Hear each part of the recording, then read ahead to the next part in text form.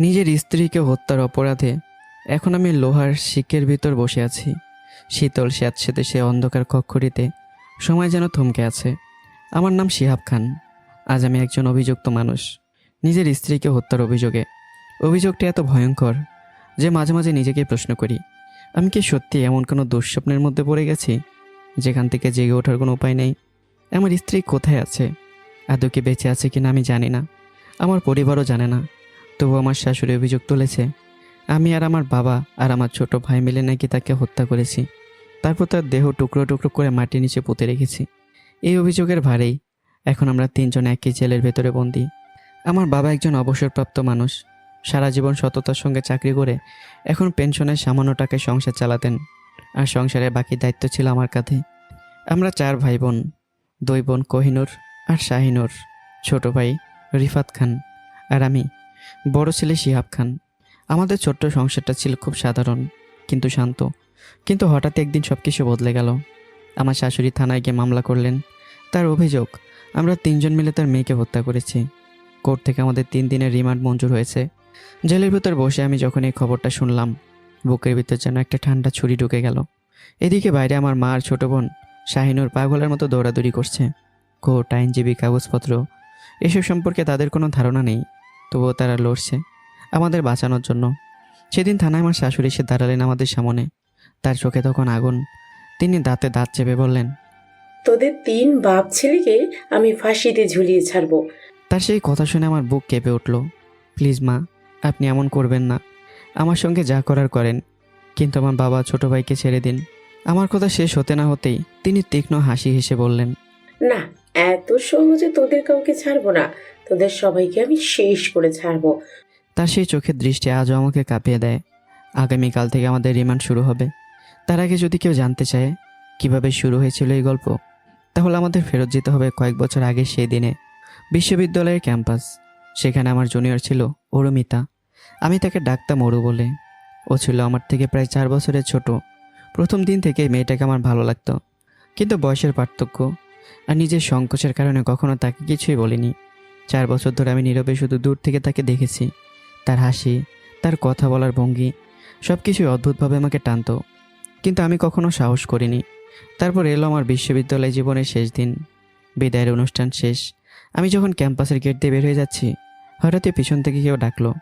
শিহাব ভাই। আমি ঘুরে দাঁড়ালাম, দেখি ওরও দাঁড়িয়ে আছে। তার চোখে অদ্ভুত এক দৃঢ়তা। কিছু বুঝে ওঠার আগেই সে সরাসরি বলে উঠল, আমি আপনাকে ভালোবাসি। আমি যেন মুহূর্তে স্থির হয়ে গেলাম। মনে হলো পৃথিবী থেমে গেছে। ওরও তখন একটা মুচকি এসে বলল, কি হলো মিস্টার শিহাব? আমাকে তো অনেক আগে থেকেই পছন্দ করেন, এখন চুপ করে আছেন কেন? আপনি তো এই জীবনে আমাকে ভালোবাসেন সেটা বলতে পারবেন না, তাই আজই আমি বললাম। আমি অবাক হয়ে তার দিকে তাকিয়েছিলাম। মেয়েটা সব বুঝে ফেলেছিল। সেদিন আর দেরি করিনি, তার প্রস্তাব গ্রহণ করলাম। সেদিন থেকে শুরু হয়েছিল আমাদের গল্প। কিছুদিন পর আমি একটা ভালো চাকরি পেলাম, বেতনও বেশ ভালো। খবরটা শুনে বাবা যেন নতুন করে প্রাণ ফিরে পেলেন। কয়েক মাস পরেই তিনি অবসর নিলেন। তারপর সংসারের পুরো দায়িত্ব এসে পড়ল আমার কাঁধে। তবুও আমি ভয় পাইনি, কারণ তখন আমার পাশে ছিল অরু। ও আমার বেতন ছিল খুব ভালো, যা দিয়ে পরিবারসহ স্ত্রী সন্তান নিয়ে খুব ভালোভাবে চলতে পারবো। প্রতিদিন অফিস শেষে আমি তার সঙ্গে দেখা করতাম। আমরা পাশাপাশি হাঁটতাম, হাত ধরাধরি করে। সেই হাঁটার পথগুলো যেন কখনো শেষ হতো না। একদিন হাঁটতে হাঁটতে অরু হঠাৎ বলল, শিহাব, আমরা বিয়ে কখন করব? তুমি তো এখন সেটেলড, ভালো চাকরি করো। আমি একটু চুপ করে থেকে বলেছিলাম, আর কয়েকটা মাস অপেক্ষা করো প্লিজ। ওরও তখন আমার দিকে তাকিয়ে মুচকে এসেছিল। সেই সময়টাই আমাদের দিনগুলো খুব ভালো কাটছিল। সংসারে তেমন কোনো ঝামেলা ছিল না, বরং আমাদের ঘরে তখন নতুন আনন্দের প্রস্তুতি চলছিল। আমার ছোট বোন কোহিনূর, ওর জন্য বিয়ের প্রস্তাব আসা শুরু হয়েছিল। সব কিছু যেন ধীরে ধীরে সুন্দর পথে এগোচ্ছিল। ঠিক তখন একদিন ওরু হঠাৎ বলল, শিহাব, আমার পরিবার আমার জন্য পাত্র দেখছে, তুমি তোমার পরিবার নিয়ে আমাদের বাসায় এসো। কথাটা শুনে আমার বুক ধুক করে উঠল। আমি যেন মুহূর্তেই দুশ্চিন্তায় পড়ে গেলাম, কারণ তখন আমার বোনের বিয়ে হয়নি। আমাদের সমাজে বড় ভাই আগে বিয়ে করলে অনেক কথা ওঠে। সেই রাতে আমি বিষয়টা বাবা মাকে খুলে বললাম। আমার বাবা মামার কাছে শুধু অভিভাবকই না, তারা আমার সবচেয়ে বড় বন্ধু। বাবা চুপ করে আমার কথা শুনলেন, তারপর শান্ত গলায় বললেন, তুই যদি মেয়েটাকে সত্যিই পছন্দ করিস তাহলে তাদের বল, আগামীকালই আমরা যাব। কিন্তু বাবা, কোহিনূরের বিয়ে না দিয়ে আমি কিভাবে বিয়ে করি? মানুষ কি বলবে? জন্ম, মৃত্যু আর বিয়ে সবই আল্লাহর হাতে। সমাজ কি বলবে সেটা নিয়ে আমি ভাবি না। আমার কাছে সন্তানের মুখের হাসি সবচেয়ে গুরুত্বপূর্ণ। বাবার কথাগুলো সেদিন আমার হৃদয়ের গভীরে গিয়ে লাগলো। সেদিন বাবার প্রতি শ্রদ্ধা যেন আরও বেড়ে গেল। খুব অল্প সময়ের মধ্যেই আমার আর অরুর বিয়ে ঠিক হয়ে গেল। তারপর দেখতে দেখতে চলে এলো সেই প্রতীক্ষিত দিন, বিয়ের দিন। সবার চোখে আনন্দ, ব্যস্ততা, উল্লাস। কিন্তু সে আনন্দের ভিড়ের মাঝেই এক কোণে দাঁড়িয়ে অরুর মা মেয়েকে কিছু কথা বলছিলেন। আমি তখন দূর থেকে শুনতে পেলাম তিনি বলছেন, শোন অরু, নিজের সুখ আর সংসার শক্ত করতে হলে তোকে দায়িত্ব নিতে হবে। তোর শ্বশুর শাশুড়িকে একটু টাইটের উপর রাখবে। তুই যদি খুব সরল হয়ে থাকিস, তারা তোকে শান্তিতে থাকতে দেবে না। অরু তখন একটু থেমে বলল। ঠিক আছে মা, আমি বুঝেছি।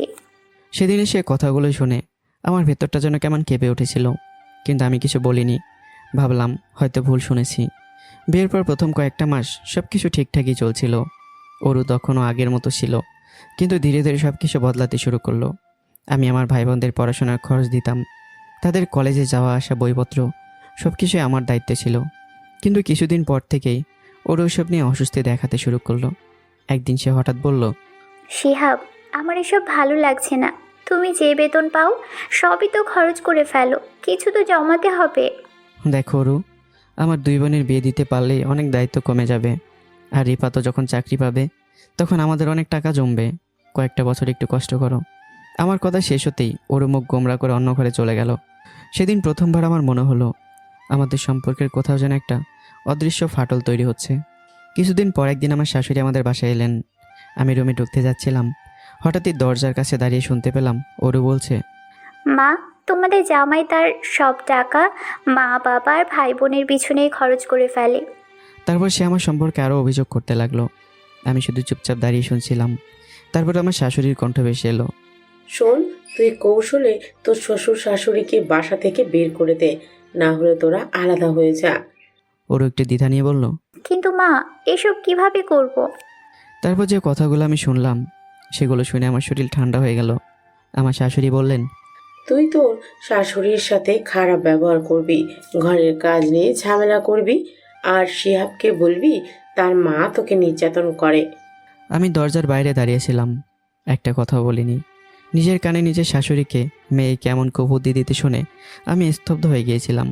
সেদিন আমি চুপচাপ সরে গিয়েছিলাম, ভান করছিলাম যেন আমি কিছুই জানি না। কিন্তু তখনও বুঝতে পারিনি এই ছোট্ট ছোট্ট ষড়যন্ত্রগুলো একদিন আমাকে নিয়ে যাবে এক ভয়ঙ্কর অন্ধকারে। সেদিনের পর থেকে যেন অদৃশ্য এক বিষ আমাদের সংসারের ভেতরে ছড়িয়ে পড়তে শুরু করলো। আমার শাশুড়ি সেই কথাগুলো ধীরে ধীরে অরুর মনে বিষের মতো কাজ করতে লাগলো। দিন যতই যাচ্ছিল অরুর আচরণ ততই বদলে যাচ্ছিল। আগে যে মেয়েটা হাসি মুখে সবার সাথে কথা বলতো, সেই অরুর চোখে যেন অকারণে বিরক্তি। কখনো আমার মায়ের সঙ্গে তর্ক, কখনো বোনদের সঙ্গে খারাপ ব্যবহার। আমি অনেক সময় বিষয়গুলো এড়িয়ে যেতাম, ভাবতাম সময়ের সঙ্গে সঙ্গে সব ঠিক হয়ে যাবে। কিছুদিন পর ছোটো বোন কোহিনূরের বিয়েও ঠিক হয়ে গেল। সংসারে আবার ব্যস্ততা শুরু হলো। একদিন বাবা আমাকে ডাকলেন, তার হাতে একটা পুরনো কাপড়ের ব্যাগ। তিনি ব্যাগটা আমার হাতে দিয়ে বললেন, শিহাব, এই টাকাগুলো নে। আমার কাছে যতটুকু জমা ছিল সব এখানে। বাবা, তুমি এমন করে বলছো কেন? বাবা কিছুক্ষণ চুপ করে থাকলেন, তারপর ধীরে ধীরে বললেন, তোর বউ ইদানিং আমাদের সঙ্গে খুব খারাপ আচরণ করছে। তোর মাকে দিয়ে সব ঘরের কাজ করাচ্ছে। তোর বোনদেরও অনেক কটু কথা বলছে। বাবার মুখে এই কথাগুলো শুনে আমার মাথার ভেতর যেন রক্ত উঠে গেল। কিন্তু তবুও নিজেকে শান্ত রাখলাম, কারণ আমি জানতাম রাগ করে এখন কিছু বললে পরিস্থিতি আরও খারাপ হবে।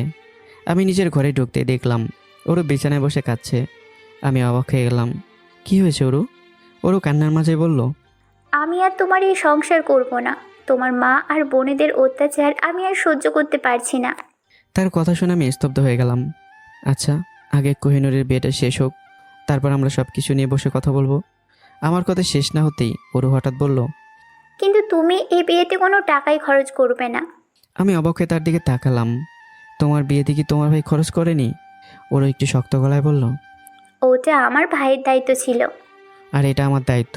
আমি এই পরিবারের বড় ছেলে। আর তোমার ভাইয়ের বউকে তুমি আর তোমার মা কি কম কষ্ট দাও? তবুও তোমার বিয়েতে তোমার ভাই মন খুলে খরচ করেছে। তোমার ভাবি তখন কখনো বাধা দেয়নি। আমার কথা শুনে অরুর চোখ হঠাৎ করে বড় হয়ে গেল। সে বলল, তোমাকে কে বলেছে আমার মা আমার ভাবিকে নির্যাতন করে? 2 দিন আগে তোমার মা গরম পানি দিয়ে তোমার ভাবিকে পুড়িয়ে দিয়েছে। তোমার ভাই তাকে হাসপাতালে ভর্তি করেছে। এখনও সে হাসপাতালে আছে।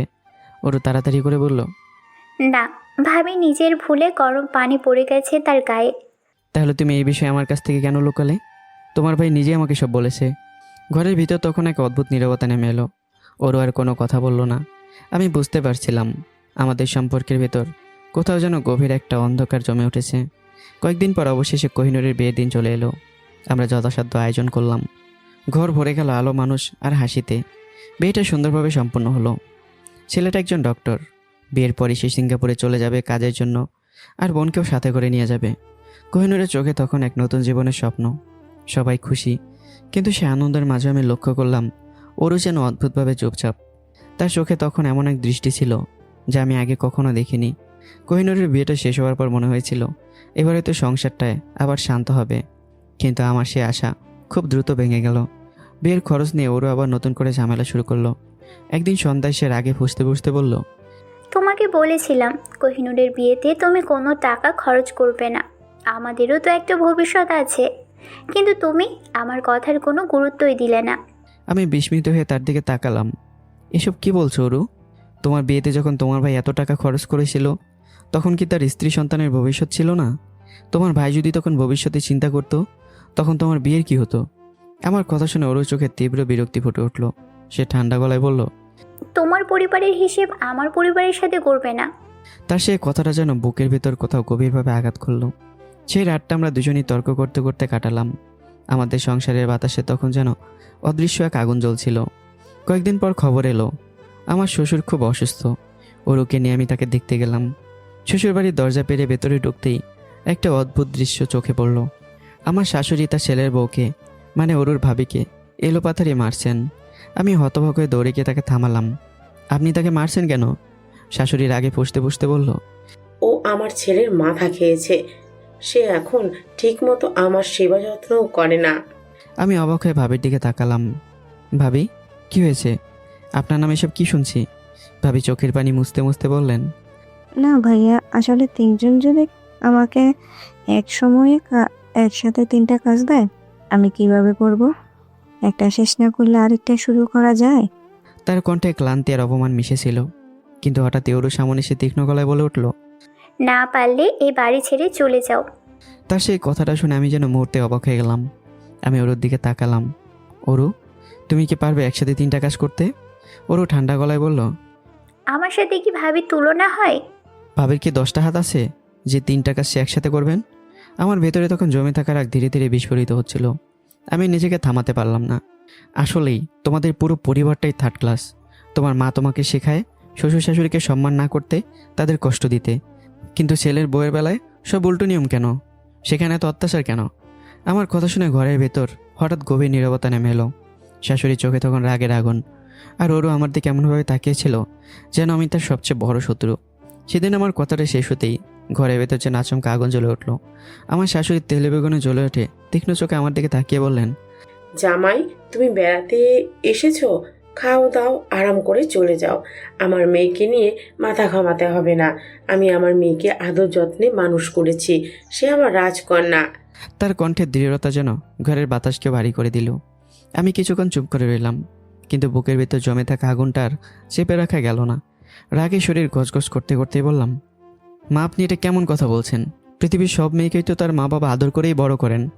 সব মেয়েই তার বাবা মায়ের কাছে রাজকন্যা। আমার কথা শেষ হতেই শাশুড়ি ঠোঁট বাঁকিয়ে বললেন, আমার মেয়েকে তোমাদের বাড়িতে সারাদিন চাকরানির মতো কাজ করানো হয়, নির্যাতন করা হয়।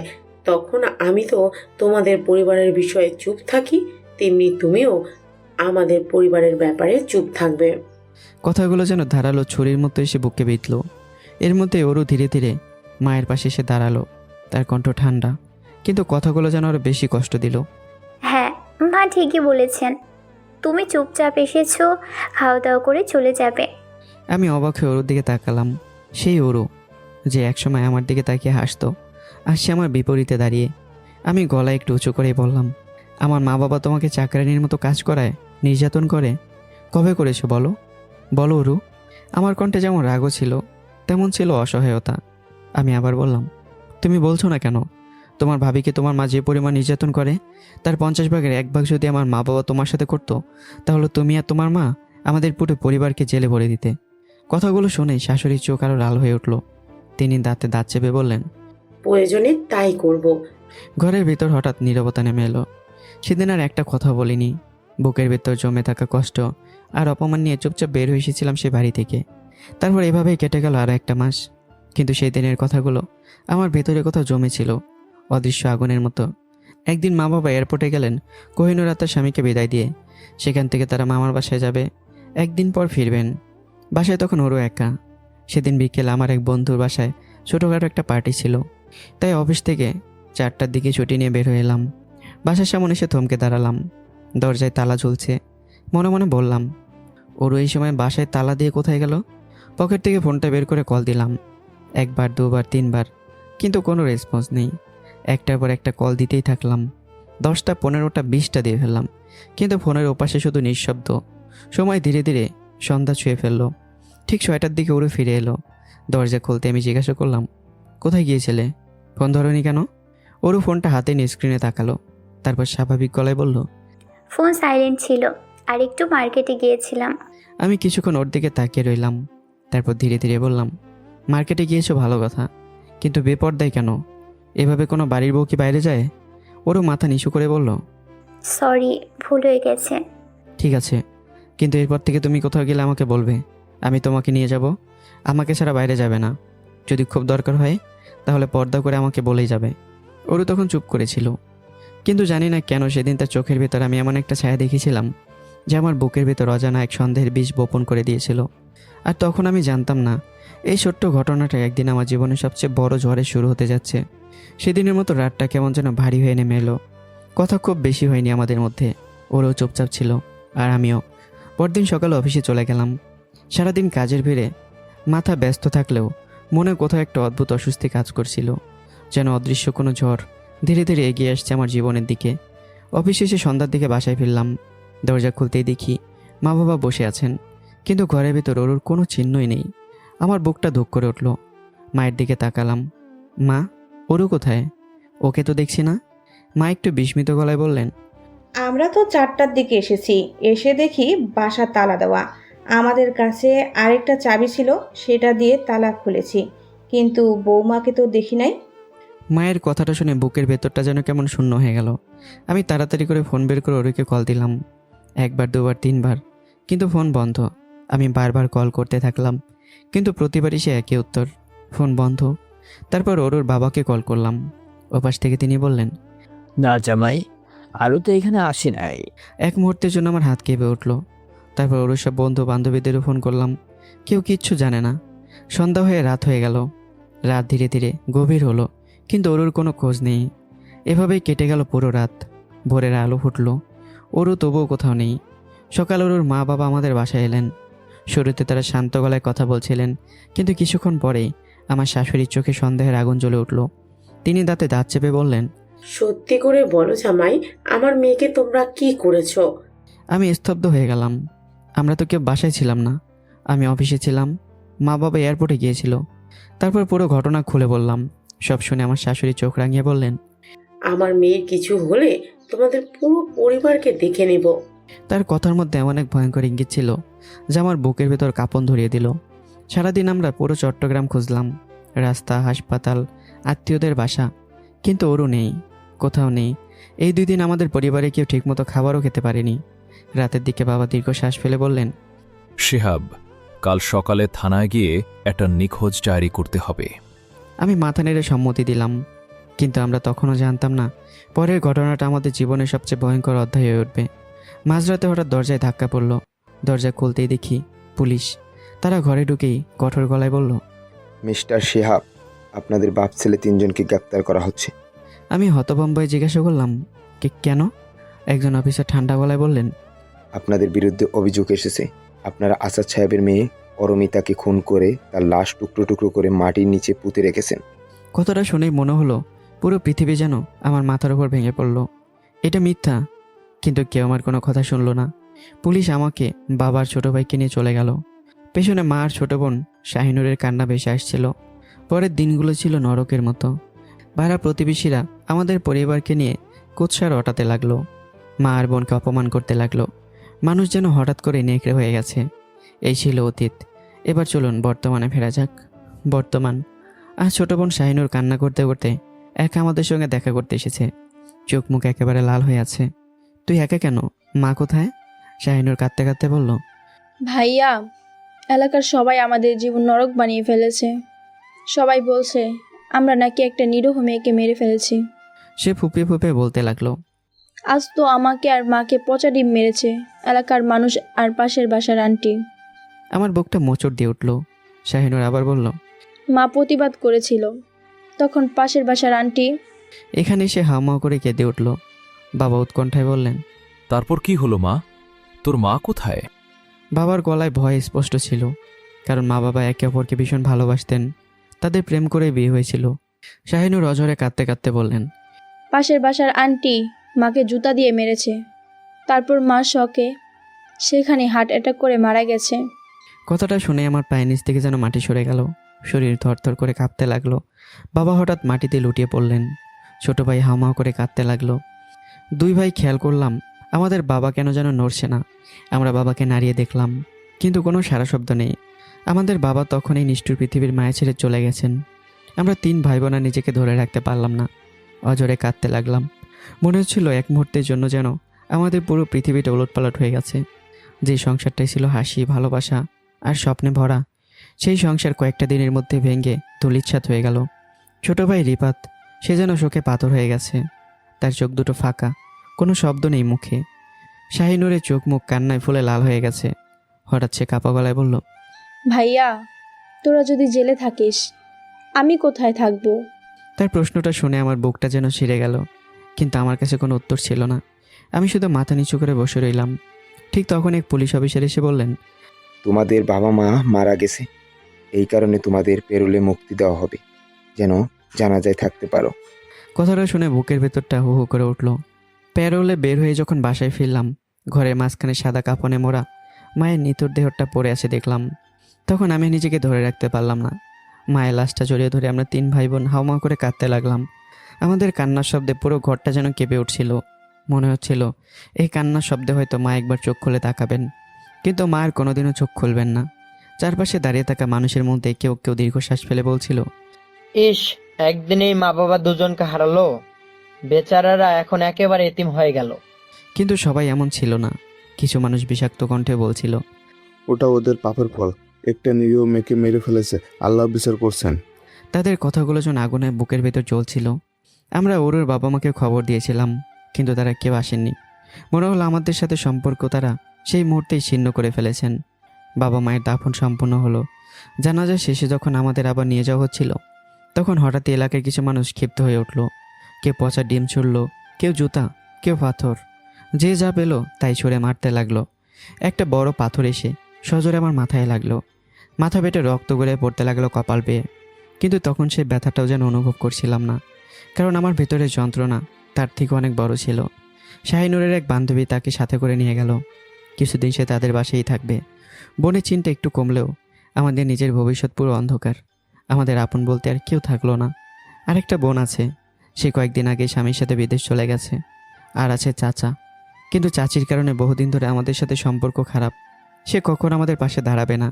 হঠাৎই রিফাত দাঁতে দাঁত চেপে বলল, আমরা কি এমন অপরাধ করলাম যার জন্য কয়েকদিনের মধ্যে আমাদের পুরো পরিবার ধ্বংস হয়ে গেল? তার চোখ লাল হয়ে উঠেছে। সে আবার বলল, নাবিদ আর তার মাকে আমি ছাড়বো না। আমি চুপ করে রইলাম।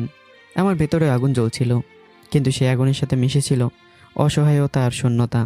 পরদিন সকালে আমাদের আবারও থানায় নিয়ে যাওয়া হলো। রিমান্ড, এই শব্দটা আমরা আগে শুধু সংবাদপত্রে পড়েছি, কিন্তু বাস্তবে এর ভয়াবহতা কতটা নির্মম সেটা সেদিনই বুঝলাম। অন্ধকার একটা ঘর, জানালা প্রায় নেই বললেই চলে। ঘরের ভিতর গুমট গন্ধ। তারপর শুরু হলো জেরা। প্রথমে প্রশ্ন, তারপর চিৎকার। কোথায় লাশ লুকিয়েছো? কিভাবে খুন করেছো? আমরা বারবার বলছিলাম আমরা কিচ্ছু করিনি, আমরা নির্দোষ, কিন্তু কেউ শুনছিল না। কিছুক্ষণ পর শুরু হলো নির্যাতন।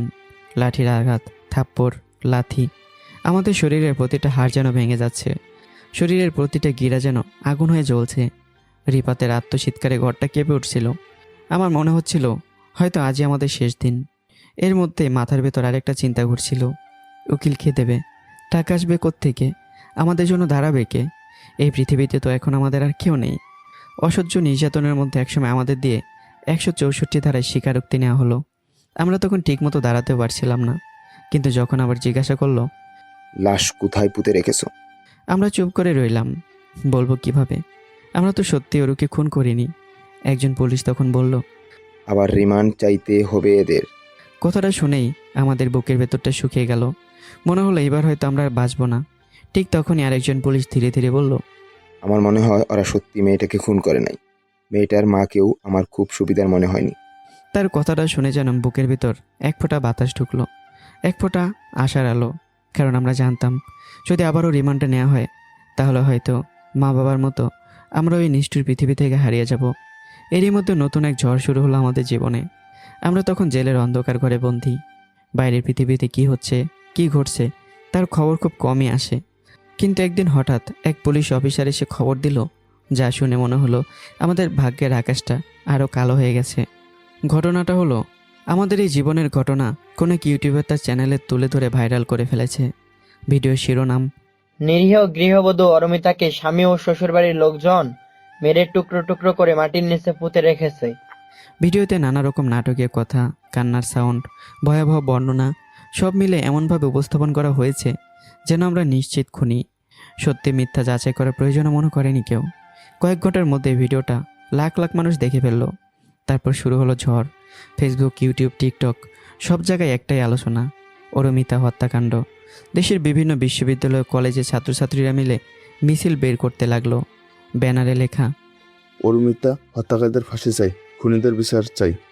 টেলিভিশনের টক শোতেও আলোচনা শুরু হয়ে গেল। মানুষ আমাদের নাম শুনলেই ঘৃণায় থুতু ফেলছে। পুরো দেশ যেন আমাদের বিচারক হয়ে গেছে। একদিন এক পুলিশ অফিসার এসে আমাদের দিকে তাকিয়ে বলল, মিস্টার শিহাব, এমনিতেই আপনাদের জন্য কেউ নেই। কেউ নেই যে দায়িত্ব নিয়ে টাকা খরচ করে উকিল নিযুক্ত করবে বা জামিন করাবে। তার উপর এখন আপনাদের ফাঁসির দাবিতে সারা দেশে আন্দোলন চলছে। কথাগুলো শুনেই মনে হলো বুকের ভেতরটা ফাঁকা হয়ে গেল। আমার হাত পা কাঁপতে লাগলো। ছোট ভাই রিফাত ভয়ে থরথর করে কাঁপছে। হঠাৎ সে কাঁদতে কাঁদতে বলল, ভাবি আর তার মাকে আমি ছাড়বো না। আমি মরতে চাই না ভাইয়া, কিছু একটা করো। তার কথাগুলো শুনে বুকটা যেন ভেঙে গেল। মনে মনে ভাবলাম, আমি নিজেই তো বন্দি, আমি কিভাবে তাকে বাঁচাবো? এর মধ্যে একদিন ছোট বোন শাহিনুর আমাদের সাথে দেখা করতে এলো। তার চোখে নিচে কালো দাগ, মনে হচ্ছে অনেকদিন ঠিকমতো ঘুমায়নি। সে ধীরে ধীরে বলল, ভাইয়া, দেশের মানুষ এখন এতটা ক্ষেপে আছে, তোরা যদি জেল থেকে বের হস তখন হয়তো তোদেরও মেরে ফেলবে, না হলে ফাঁসি হবেই। তার কথাগুলো শুনে আমাদের বুকটা ভেঙে গেল। সব আশা যেন এক মুহূর্তে শেষ হয়ে গেল। শাহিনুর আবার বলল, ভাইয়া, আমার কি হবে? আমি বান্ধবীর বাসায় আছি, জানি না আর কতদিন থাকতে পারবো। রিফাত চোখ মুছতে মুছতেই বলল, তুই চলে যাবন, তুই ভালো থাকিস। কথাটা বলার সময় তার গলা কেঁপে উঠছিল। আরও প্রায় এক সপ্তাহ পরে আমার শাশুড়ি জেলে দেখা করতে এলেন। তার চোখে আগের সেই রাগ, সেই ঘৃণা। তিনি ঠান্ডা গলায় বললেন, জামাই, এখনো সময় আছে, বলো আমার মেয়ে কোথায়? না হলে তোমাদের ফাঁসি থেকে কেউ বাঁচাতে পারবে না। আমার পুরো পরিবার ধ্বংস হয়ে গেছে, মা বাবা দুজনকে হারিয়েছি। এখন আপনি এসব কথা বলছেন? আপনি কি মানুষ নাকি অমানুষ? আমার কথা শুনেও তার চোখে কোনো মায়া দেখলাম না। তিনি তীব্র কণ্ঠে বললেন, এগুলো তোমাদের পাপের ফল, এখন ভোগ করো। ফাঁসি থেকে কে বাঁচাবে তোমাদের? জন্ম মৃত্যু আল্লাহর হাতে। মনে রাখবেন, আল্লাহ ছাড় দেন কিন্তু ছেড়ে দেন না। আমার কথা শুনে তিনি বিরক্ত মুখে উঠে চলে গেলেন। তার চলে যাওয়ার পর রিফাত ভেঙে পড়ল। সে ফুপিয়ে কাঁদতে লাগলো। আমি তখন ভাবছিলাম, এই যুগে সোশ্যাল মিডিয়া কতটা ভয়ঙ্কর। কিছু ইউটিউবার, ফেসবুক পেজ শুধু ভিউ আর জনপ্রিয়তার জন্য সত্য মিথ্যা যাচাই না করে খবর ছড়িয়ে দেয়। তারা জানেও না তাদের একটা ভিডিও, একটা পোস্ট কোনো একটা পরিবারকে সামাজিকভাবে ধ্বংস করে দিতে পারে। আমাদের জীবনটাই তার প্রমাণ। দেখতে দেখতে জেল জীবনে 3 মাস পার হয়ে গেল। এই 3 মাসে আমাদের সাথে দেখা করতে এসেছে শুধু একজন মানুষ, আমাদের ছোট বোন শাহিনুর। সে এখন টিউশনি করে। যে সামান্য টাকা পায় তার কিছুতে আমাদের জন্য কিছু নিয়ে যায় ভালো মন্দ খাওয়ানোর জন্য, আর বাকি টাকা দিয়ে নিজের কোনোভাবে দিন কাটায়। আমরা যখন তার শুকিয়ে যাওয়া মুখটা দেখি তখন মনে হয় এই পৃথিবীতে এখনও যদি কোনো মানুষ আমাদের জন্য লড়ছে, সে শুধু আমাদের ছোট বোন। প্রতিদিন গভীর রাতে যখন পুরো জেলখানা নিস্তব্ধ হয়ে যেত, লোহার শিকের ফাঁক দিয়ে আকাশের ছোট্ট এক টুকরো দেখা যেত, সেই সময় আমি চুপচাপ উঠে দাঁড়াতাম, উজু করে 2 রাকাত তাহাজ্জুদ নামাজ পড়তাম, সিজদায় মাথা রেখে কাঁদতে কাঁদতে বলতাম, হে আল্লাহ, তুমি তো সব জানো, আমরা নির্দোষ, তুমি চাইলে সব বদলে দিতে পারো। তুমি তোমার কোনো বান্দাকে না হয় কোনো ফেরেশতাকে পাঠাও আমাদের সাহায্য করার জন্য। আমার চোখের পানি মাটিতে পড়ল, আর বুকের ভেতর জমে থাকা কষ্টটা একটু একটু করে বের হয়ে আসতে লাগলো। আমি বিশ্বাস করতাম আল্লাহ আমাদের পরীক্ষা নিচ্ছেন। যেদিন তিনি চাইবেন সেদিনই সব বদলে যাবে।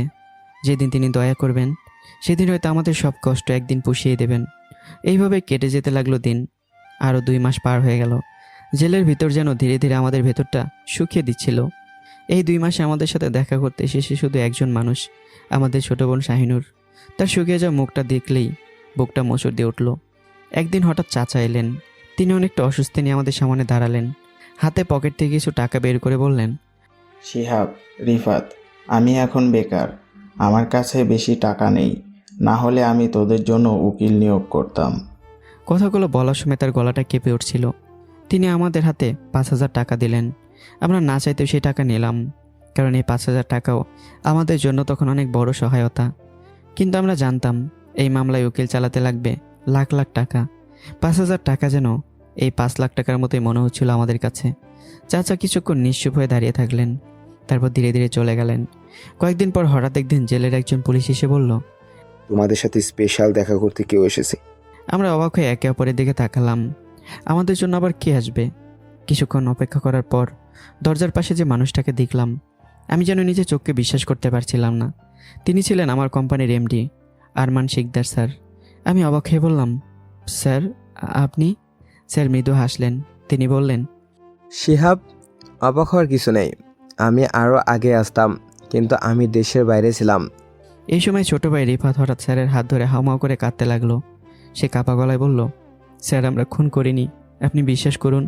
স্যার তার কাঁধে হাত রেখে বললেন, আমি এখানে আসার আগে সব খোঁজ খবর নিয়েছি, আর তোমার ভাই শিহাব আমার খুব পছন্দের একজন কর্মচারী। সে সৎ আর দায়িত্বশীল। স্যারের কথা শুনে আমার বুকটা কেঁপে উঠল। স্যার আমার ভাইকে আগে বের করে দেন, আমারটা পরে দেখা যাবে। রিফাত সাথে সাথে মাথা নাড়িয়ে বলল, না স্যার, আমি ভাইকে ছাড়া কোথাও যাব না। মা বাবা নেই, এখন আমার গার্ডিয়ান শুধু ভাইয়া। স্যার আমাদের দুজনের দিকে তাকিয়ে কিছুক্ষণ চুপ করে রইলেন, তারপর বললেন, আমি 2 মাস আগে একজন উকিলের সাথে কথা বলেছি। উনি তোমাদের মামলার কাগজপত্র দেখেছেন। উনি বলেছেন এই পরিস্থিতি একটু ঠান্ডা হলে তোমাদের জামিন করানো সম্ভব। কথাটা শুনে মনে হলো বুকের ওপর থেকে বিশাল একটা পাথর নেমে গেল। অনেকদিন পর মনে হলো হয়তো আমরা বাঁচতে পারি। কিন্তু স্যার আবার বললেন, তবে একটা কথা আছে, তোমার সাথে আমার একটা ডিল আছে। আমি চুপ করে তার দিকে তাকালাম। স্যার ধীরে ধীরে বলতে লাগলেন, তুমি তো জানো শিহাব, একটা অ্যাক্সিডেন্টে আমার স্ত্রী আর ছেলে মারা গেছে। আমার একটা মেয়ে আছে, সে প্রেম করে বিয়ে করেছিল। স্যার একটু থামলেন, তার চোখে তখন গভীর ক্লান্তি। তিনি আবার বললেন, ছেলেটা নেশা করত, মেয়েকে মারধর করত। একদিন গর্ভবতী অবস্থায় মেয়েটার পেটে লাথি মারে।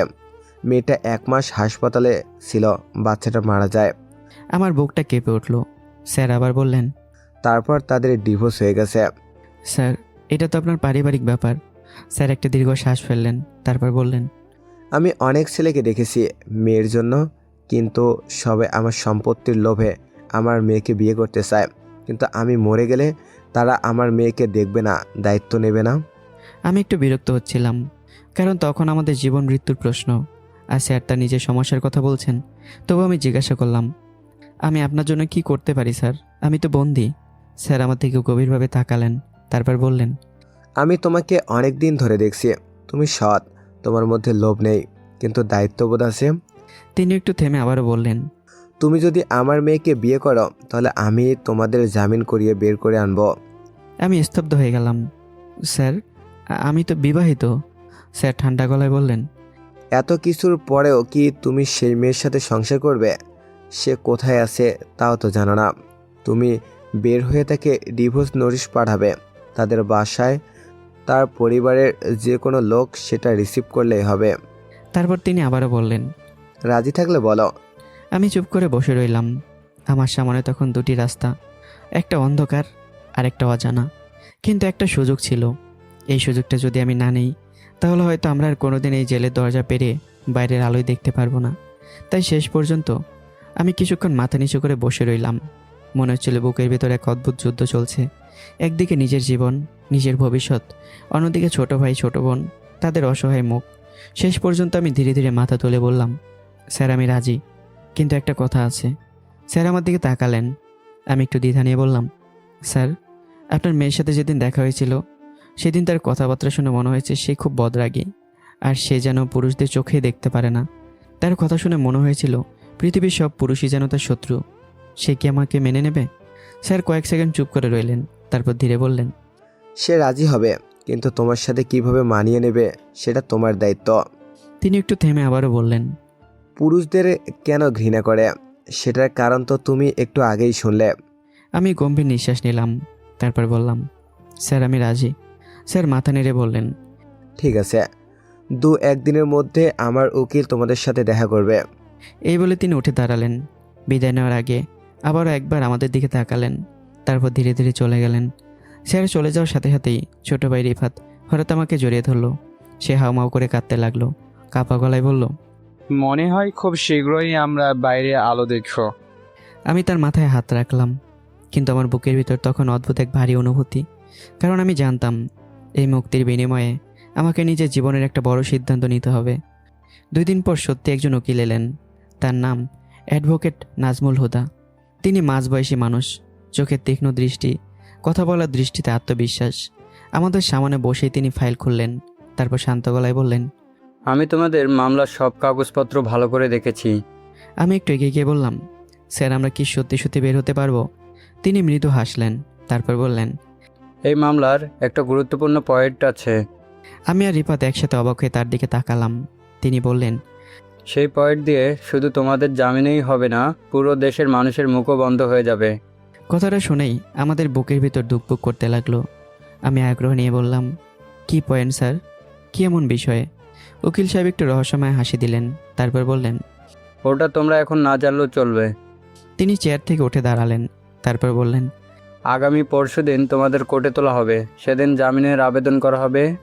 তিনি দরজার দিকে হাঁটতে হাঁটতে আবার বললেন, বাকি কথা আদালতেই হবে। এই বলে তিনি চলে গেলেন। উকিল সাহেব চলে যাওয়ার পর আমি আর রিফাত একে অপরের দিকে তাকিয়ে রইলাম। আমাদের বুকের ভেতর তখন একসাথে দুইটা অনুভূতি, একটা ভয় আর একটা আশা। কারণটা হয়তো আর মাত্র কয়েকটা দিন পরেই আমরা আবার দেখতে পারি এই জেলের দেয়ালের বাইরের পৃথিবী। ছোট ভাই রিফাত হঠাৎ চুপচাপ আমার দিকে তাকিয়ে বলল, তুই কি সত্যিই খুশি তোর বয়সের মেয়েকে বিয়ে করলে? আমি কিছুক্ষণ চুপ করে রইলাম। সে আবার বলল, আমাদের জন্যই কি তুই এই সিদ্ধান্ত নিলে? আমার বসের মেয়ের নাম নুসরাত জাহান। যেমন ভয়ানক সুন্দর, তেমন ভয়াবহ তার রাগ। পুরুষদের সে দুচোখেই দেখতে পারে না। রিফাত হতভম্ব হয়ে বলল, তাহলে তো তোর জীবন নরকে পরিণত হবে ভাইয়া। আমি মৃদু হাসলাম, এরপর বললাম, এই জেলখানার চেয়ে 1000 গুণ ভালো হবে। অন্তত তোদের নিয়ে বাইরে তো থাকতে পারবো। কথাটা বলার সাথে সাথেই রিফাত হঠাৎ আমাকে জড়িয়ে ধরল। তার বুক কাঁপছিল, সে ফুপিয়ে কাঁদতে লাগলো। 3 দিন পর আমাদের কোর্টে তোলা হলো। জেলের ভ্যান থেকে নামার আগে আমরা বুঝতে পারলাম আজকের দিনটা সাধারণ কোনো দিন না। চারদিকে মানুষ, অসংখ্য মানুষ, প্লেকার্ড, ব্যানার, মাইক, সব জায়গায় একটাই স্লোগান, অরুমিতা হত্যাকারীদের ফাঁসি চাই। আমাদের ভ্যানের দরজা খুলতেই হঠাৎ জনতা ক্ষিপ্ত হয়ে উঠল। চারদিক থেকে উড়ে আসতে লাগলো পাথর, পানির বোতল, জুতো। পুলিশ কোনো মতেই আমাদের ঘিরে ধরে কোর্টের ভিতর নিয়ে গেল। কোর্টরুমে ঢুকতেই উকিল সাহেব আমাদের কানে কানে বললেন, শিয়াব, পরিস্থিতি খুব খারাপ। আমি যা বলবো তোমরা শুধু হ্যাঁ বলবে, ভুলেও না বলবে না। আমি আর রিফাত একসাথে মাথা নেড়ে জানালাম যে ঠিক আছে। এরই মধ্যে আমার শাশুড়ি সামনে এসে দাঁড়ালেন, তার চোখে আগুন। তিনি দাঁত চেপে বললেন, বলেছিলাম না তোদের দেখে নিব। আমার মেয়েকে তোরা কি করেছিস বল? আপনার পুরো পরিবারকে আগে একজন সাইকিয়াট্রিস্ট দেখানো দরকার। আমার কথা শুনে তিনি চিৎকার করে উঠলেন, তোদের আমি শেষ করে দিব। ঠিক তখনই আদালতের পিয়ন চিৎকার করে বলল, সবাই দাঁড়ান। বিচারক আদালতে প্রবেশ করলেন। সবাই দাঁড়িয়ে গেল। কোর্টরুমের ভেতর মুহূর্তেই নিস্তব্ধতা নেমে এলো। বিচারক ফাইল খুলে বললেন, অ্যাডভোকেট নাজমুল হুদা, আপনি এই মামলায় জামিনের আবেদন করেছেন? উকিল সাহেব দাঁড়িয়ে বললেন, জি মাই লর্ড। বিচারক গম্ভীর গলায় বললেন, এটা এখন দেশের সবচেয়ে আলোচিত মামলা। অভিযোগ, অরুমিতাকে তার স্বামী ও শ্বশুরবাড়ির লোকজন হত্যা করে টুকরো টুকরো করে মাটির নিচে পুঁতে রেখেছে। এই অবস্থায় জামিন দেওয়া খুব কঠিন, প্রায় অসম্ভব। কথাটা শুনে আমার আর রিফাতের শরীর থরথর করে কাঁপতে লাগলো। মনে হলো শেষ আশাটা বুঝি শেষ। ঠিক তখনই আমাদের উকিল দাঁড়িয়ে বললেন, মাই লর্ড, আমার ক্লায়েন্টরা 144 ধারায় কোনো স্বীকারোক্তি দেয়নি, কারণ তারা খুন করেনি। কোর্টরুমে হঠাৎই ফিসফাস শুরু হয়ে গেল। উকিল আবার বললেন, অরুমিতা সম্ভবত তার পরক্রিয়া প্রেমিকের সাথে পালিয়ে গেছে। বিচারক আমাদের দিকে তাকিয়ে বললেন, মিস্টার শিহাব, মিস্টার রিপাত, এটা কি সত্যি? উকিলের নির্দেশ মনে করে আমরা একসাথেই বললাম, জি স্যার, সে তার পরকীয়া প্রেমিকের সাথে পালিয়ে গেছে। আমার শাশুড়ি হঠাৎ চিৎকার করে উঠলেন, মিথ্যা! ওরা আমার মেয়েকে খুন করেছে, টুকরো টুকরো করে মাটির নিচে পুঁতে রেখেছে। উকিল সাহেব তখন বললেন, মাই লর্ড, আমি বাদিনীকে কিছু প্রশ্ন করতে চাই। বিচারক অনুমতি দিলেন। উকিল আমার শাশুড়িকে জিজ্ঞাসা করলেন, আপনি বলেছেন আমার ক্লায়েন্টরা আপনার মেয়েকে খুন করে টুকরো টুকরো করেছে। হ্যাঁ, 100% সত্যি। তিনি দৃঢ় গলায় বললেন। উকিল শান্ত গলায় বললেন, মাই লর্ড, তাহলে বাদিনীকে রিমান্ডে নেওয়া হোক, কারণ তিনি নিজেই বলেছেন ঘটনাস্থলে উপস্থিত ছিলেন। কোর্টরুমে মুহূর্তে হইচই শুরু হয়ে গেল। কোর্টে উপস্থিত সকলের নিঃশ্বাস বন্ধ হয়ে যায়, সবার চোখ বড় বড় হয়ে যায়।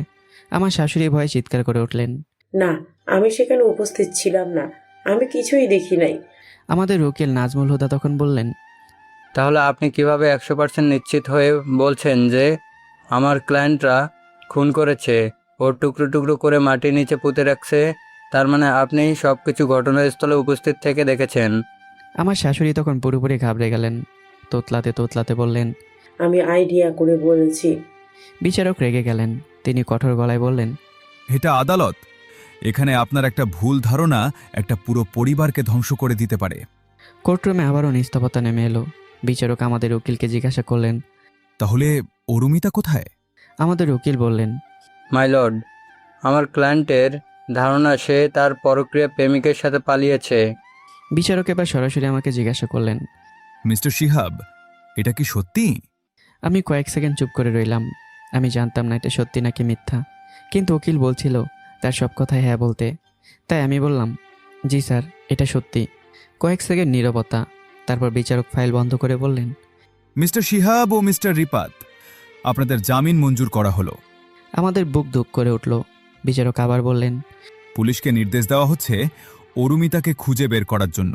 সেই মুহূর্তে মনে হলো মাসের পর মাস অন্ধকারে থাকার পর হয়তো আমরা আবারও আলো দেখতে যাচ্ছি। বিচারকের মুখ থেকে যখন শুনলাম আপনাদের জামিন মঞ্জুর করা হলো, তখন যেন কয়েক মুহূর্তের জন্য পৃথিবীটা থেমে গেল। আমি আর রিফাত একে অপরের দিকে তাকালাম। তারপর দুজন দুজনকে শক্ত করে জড়িয়ে ধরলাম। আমাদের বুক থেকে যেন জমে থাকা হাজার পাহাড় ভেঙে নেমে এলো। আমরা হাওমাও করে কাঁদতে শুরু করলাম। জেলের অন্ধকারে কাটানো সেই অসহ্য দিনগুলো, মা বাবার মৃত্যু, মানুষের ঘৃণা, সব কিছু যেন একসাথে মনে পড়ে গেল। আদালতে কয়েকজন সাংবাদিক উপস্থিত ছিল। তারা শুরু থেকে শেষ পর্যন্ত উকিল সাহেবের যুক্তি, আমার শাশুড়ির জেরা সব কিছু শুনেছে। কিছুক্ষণের মধ্যে খবর ছড়িয়ে পড়তে শুরু করলো। যে গণমাধ্যম আর সোশ্যাল মিডিয়া এতদিন আমাদের খুনি বানিয়ে রেখেছিল, তারা ধীরে ধীরে তাদের সুর বদলাতে শুরু করলো। উকিল সাহেব ঠিকই বলেছিলেন, এই মামলার সবচেয়ে বড় পয়েন্ট আমাদের চোখের সামনেই ছিল।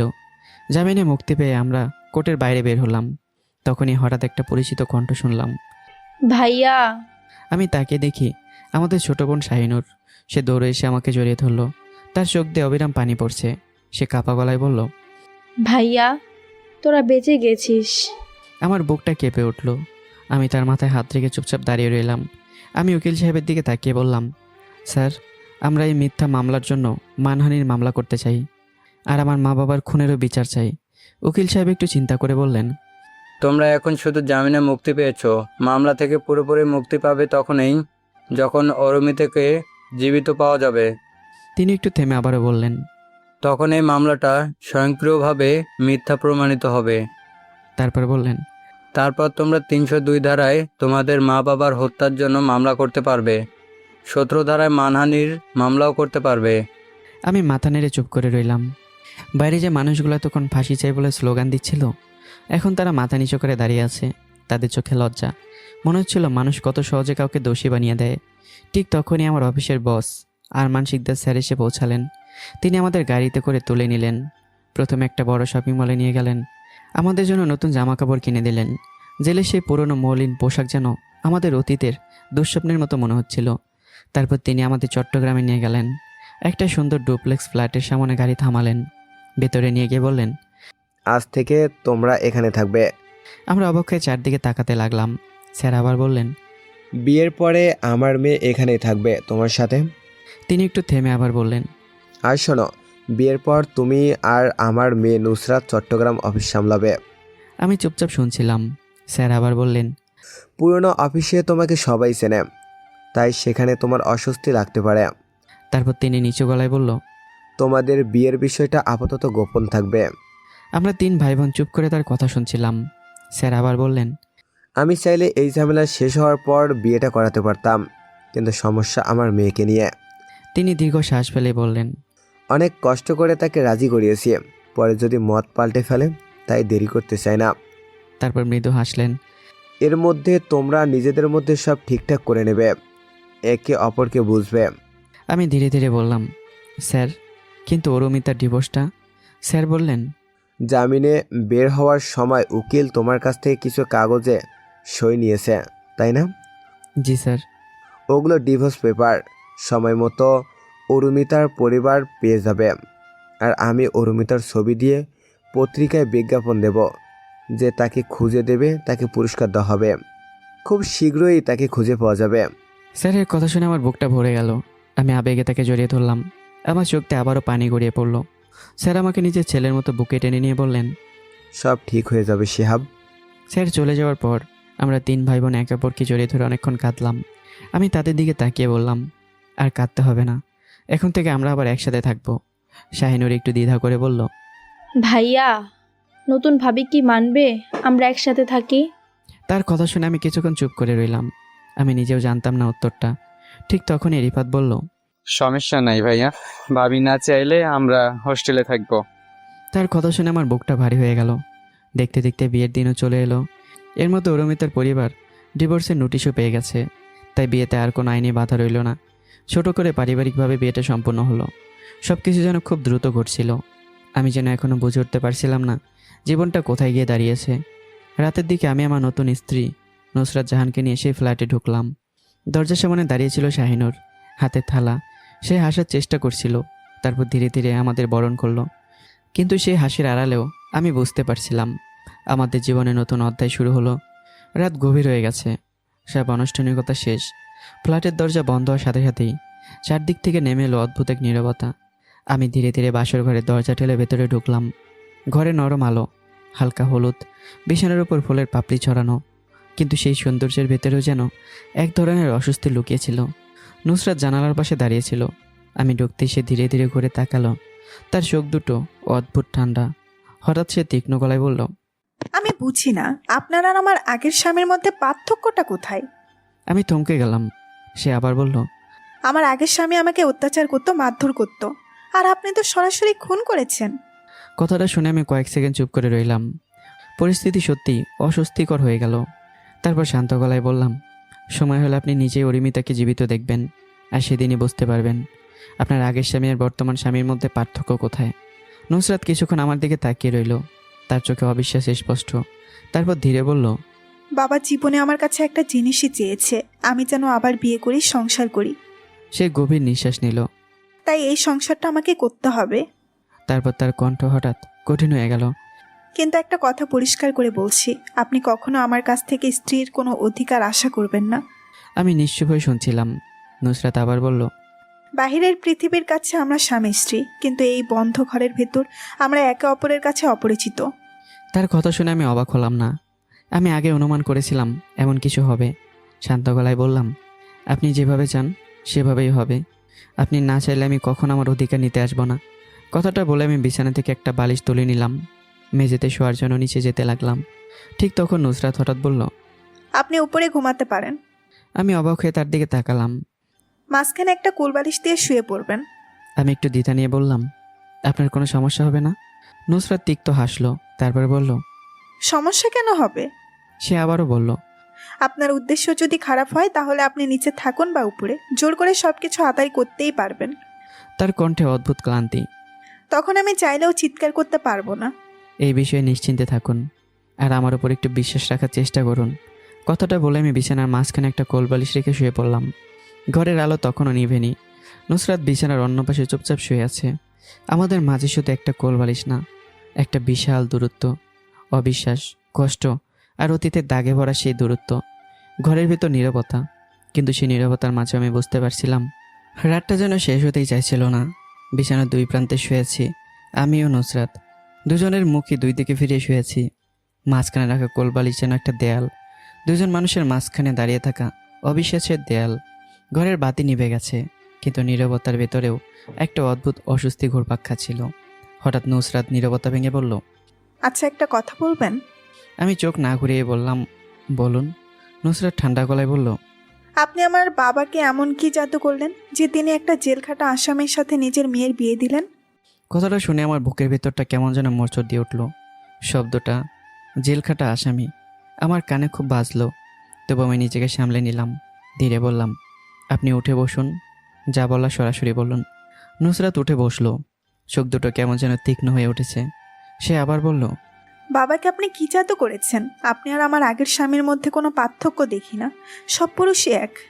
আমি এবার ধীরে ধীরে মাথা ঘুরিয়ে তার দিকে তাকালাম। তারপর বললাম, সব পুরুষ যদি একই হয় তাহলে আপনার বাবাও তো পুরুষ, তাহলে উনিও কি খারাপ? কথাটা শুনে নুসরাত একদম চুপ হয়ে গেল। কয়েক সেকেন্ডে ঘরে কোনো শব্দ নেই। তারপর সে একটু নিচু গলায় বলল, তাহলে আপনার আগের স্ত্রীকে কেন হত্যা করলেন? আমার কাছে এমন কোনো প্রমাণ নেই যা দেখিয়ে বলতে পারি আমি নির্দোষ, কিন্তু সময় হলে সত্যিটা প্রমাণ হবে। নুসরাত কিছুক্ষণ চুপ করে রইল, তারপর বলল, যাই হোক, আমি বাবাকে কথা দিয়েছি আপনার সাথে সংসার করব, কিন্তু আপনাকে স্বামী হিসাবে মেনে নিতে পারবো না। আমি শুনেছি আপনি ভালোবেসে বিয়ে করেছিলেন, তারপর আপনার স্বামী আর তার পরিবার আপনাকে অত্যাচার করেছিল, আপনার সন্তানও নষ্ট হয়ে গেছে। নুসরাত কোনো উত্তর দিল না। আমি একটু থেমে আবার বললাম, আমিও ভালোবেসে বিয়ে করেছিলাম। অরুকে যতটা ভালোবাসতাম ঠিক ততটাই ভালোবাসতাম আমার মা বাবাকে। আমার মা বাবা প্রেম করেই বিয়ে করেছিলেন, তাই তারা আমাদের সম্পর্কের মূল্য বুঝতেন, সম্মান করতেন। নুসরাত হঠাৎ বলল, তাহলে অরুকে খুন করলেন কেন? আমি বা আমার পরিবার কেউ অরুকে খুন করিনি, ওরও বেঁচে আছে। নুসরাত আর কিছু বলল না, চুপচাপ আবার শুয়ে পড়ল। ঘরের ভেতর আবার নীরবতা নেমে এলো। পরদিন সকালে আমি ঘুম থেকে উঠে দেখলাম পাশে নুসরাত নেই। আমি উঠে ফ্রেশ হয়ে নিলাম। ঠিক তখনই বাইরে থেকে নুসরাতের কণ্ঠ শোনা গেল, আপনার ভাই বোনদের নিয়ে নাস্তা করতে আসুন। আমি একটু অবাক হলাম। ডাইনিং টেবিলে কে যেন আরও অবাক হলাম। টেবিল ভর্তি নাস্তা, পরোটা, ডিম, সবজি, চা, ফল। রিফাত আর শাহিনুর বিস্মিত হয়ে দাঁড়িয়ে আছে। আমি অবাক হয়ে বললাম, এত নাস্তা কে বানিয়েছে? নুসরাত শান্ত গলায় বলল, আমি করেছি। কেন, কোনো সমস্যা আছে? সমস্যা নেই, কিন্তু বিশ্বাস হচ্ছে না। নুসরাত তখন রিফাত আর শাহিনুরের দিকে তাকিয়ে বলল, তোমরা পড়াশোনা করো নাকি ছেড়ে দিয়েছো? শাহিনুর একটু ভয় নিয়ে বলল, আমি ডিগ্রি পড়ছিলাম, ভাইয়া জেলে যাওয়ার পরে খরচ না থাকায় বন্ধ করে দিয়েছি। রিফাতও ধীরে বলল, আমিও জেলে ছিলাম, আমি মাস্টার করেছিলাম, কিন্তু এখন বন্ধ। নুসরাত কিছুক্ষণ চুপ করে রইল, তারপর বলল, আজ আমার অফিসে অনেক কাজ আছে, তোমার ভাইকেও যেতে হবে। নুসরাত আবার বলল, কাল তোমাদের দুজনকে নিয়ে বিশ্ববিদ্যালয়ে যাব, আবার ভর্তি করিয়ে দেব। কথাটা শুনে রিফাত আর শাহিনুর একেবারের দিকে তাকালো। তাদের চোখে বিস্ময়। তারা ভাবেইনি এই নতুন ভাবি তাদের পড়াশোনা নিয়ে এত ভাববে। আমিও নিঃশব্দে দাঁড়িয়েছিলাম। আমি যেন এখনও বিশ্বাসই করতে পারছি না যে মেয়েটা গত রাতে এত কঠিন কথা বলেছিল, সেই মেয়েটাই আজ আমার ভাই বোনের ভবিষ্যৎ নিয়ে ভাবছে। আর আমার মনে তখন একটা প্রশ্নই জাগলো, হয়তো নুসরাতের রাগের আড়ালে লুকিয়ে আছে একটা ভাঙ্গা কিন্তু খুব ভালো মন। নাস্তা শেষ করে আমি আর নুসরাত দুজনে অফিসের উদ্দেশ্যে বের হলাম। নতুন অফিসে পৌঁছানোর পর একটা ছোটোখাটো আয়োজন ছিল। মালিকের মেয়ে প্রথমবার অফিসে এসেছে, তাই সবাই দাঁড়িয়ে থেকে স্বাগত জানালো, কেউ কেউ ফুল দিয়ে শুভেচ্ছা জানালো। এমন সময় নুসরাত সবার সামনে দাঁড়িয়ে বলল, উনি হচ্ছেন শিহাব, আমার বিয়ে। সবাই আমার দিকে তাকিয়ে হাসি মুখে শুভেচ্ছা জানালো। আমিও বিনয়ের সাথে সবাইকে সালাম দিলাম, কিন্তু হঠাৎ আমার চোখ আটকে গেল একজনের দিকে, অফিসের ম্যানেজার। লোকটা কেমন অদ্ভুতভাবে নুসরাতের দিকে তাকিয়ে আছে। সেই দৃষ্টিতে যেন অস্বস্তি, কৌতূহল আর অন্যরকম কিছু মিশে আছে। আমি সেটা লক্ষ্য করলাম, কিন্তু কিছু বললাম না। অফিসের ভেতর নুসরাত আমার সাথে এমনভাবে কথা বলছিল যেন আমরা একে অপরকে ঠিকমতো চিনিই না। কেউ বুঝতে পারবে না যে আমরা আসলে স্বামী স্ত্রী। এদিকে অন্যদিকে নতুন ঘটনা শুরু হয়েছে। পুলিশ আবার অরুমিতার মা বাবাকে জিজ্ঞাসাবাদ করতে গেছে। পুলিশের কঠিন প্রশ্নে অরুমিতার মা একটু ঘাবড়ে গেল। পুলিশ তাদের মোবাইল নম্বর নিয়ে নিল এবং বলল, কল লিস্ট চেক করা হবে। পুলিশ চলে যাওয়ার পর অরুর বাবা বিরক্ত হয়ে বলল, তোমাকে কতবার বলছিলাম আগে মেয়েকে খুঁজে দেখো, এত বাড়াবাড়ি করো না। তিনি দীর্ঘ শ্বাস ফেলে বললেন, এখন যে অবস্থা হয়েছে মনে হচ্ছে শেষ বয়সে গিয়ে জেলে যেতে হবে। অরুর মা তখন চুপচাপ বসে রইল, তার মুখে ভয় স্পষ্ট। পরদিন সকালে নুসরাত আয়নার সামনে দাঁড়িয়ে প্রস্তুত হচ্ছিল। হঠাৎ বলল, আমরা আগে তোমার ভাই বোনদের বিশ্ববিদ্যালয়ে ভর্তি করিয়ে দেব, তারপর অফিসে যাব। আমি একটু অবাক হয়ে বললাম, ঠিক আছে, কিন্তু তুমি যদি বোরকার হিজাব পরতে ভালো হতো। নুসরাত কোনো উত্তর দিল না, শান্তভাবে প্রস্তুত হয়ে নিল। তারপর শাহিনুর আর রিফাতকে নিয়ে বের হয়ে গেল। বিশ্ববিদ্যালয়ে গিয়ে দুজনের ভর্তি প্রক্রিয়া শেষ করলো। তারপর নুসরাত হঠাৎ বলল, তোমাদের নাম কি জানো? রিফাত আর শাহিনুর। নুসরাত তাদের দিকে তাকিয়ে বলল, তোমাদের ভাই অনেক দিন জেলে ছিল, তার হাতে এখন বেশি টাকা নেই।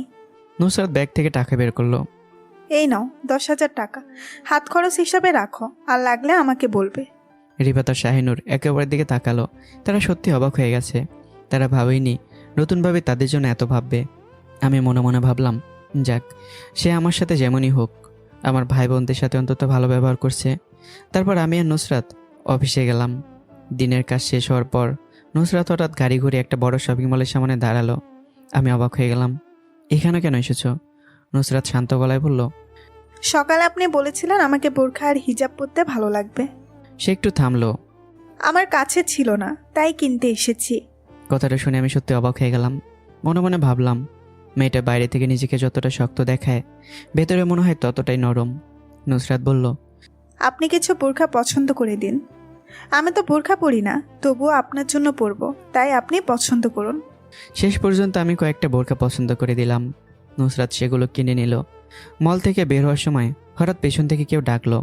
শিহাব ভাই। আমি ঘুরে তাকালাম, দেখে আমি অবাক হয়ে গেলাম। সে হলো অরুমিতার ভাইয়ের স্ত্রী, অরু, সে ভাবি, যাকে তার শাশুড়ি সবসময় অত্যাচার করত। আমি এগিয়ে গিয়ে বললাম, আরে ভাবি, আপনি এখানে কি করছেন? ভাবি মৃদু হাসলো আর বলল, বাচ্চার জন্য কিছু কাপড় কিনতে এসেছি। তারপর নুসরাতের দিকে তাকিয়ে জিজ্ঞাসা করলো, কিন্তু এটা কে? আমার স্ত্রী। আমি একটু হাসি মুখে বললাম, উনি হচ্ছেন অরুমিতার ভাবি। নুসরাত ভদ্রতার খাতিরে মাথা নেড়ে সালাম দিল। ঠিক তখনই আমার ফোন বেজে উঠল। স্ক্রিনে অফিসের একটা কল। আমি বললাম, তোমরা কথা বলো, আমি একটু ফোনটা রিসিভ করে আসছি। এই বলে আমি একটু দূরে সরে এলাম। আমি সরে যেতেই অরুমিতার ভাবি নুসরাতের দিকে তাকিয়ে নরম গলায় বলল, বোন, শিহাব ভাই খুব ভালো মানুষ, তাকে কষ্ট দিও না। নুসরাত ঠান্ডা গলায় বলল, ভালো মানুষ? তাহলে আপনার ননদকে খুন করলেন কেন? কথাটা শুনে অরুর ভাবি যেন একটু চমকে উঠল। সে তাড়াতাড়ি মাথা নাড়িয়ে বলল, না, অরুমিতা খুন হয়নি। নুসরাত অবাক হয়ে তাকালো।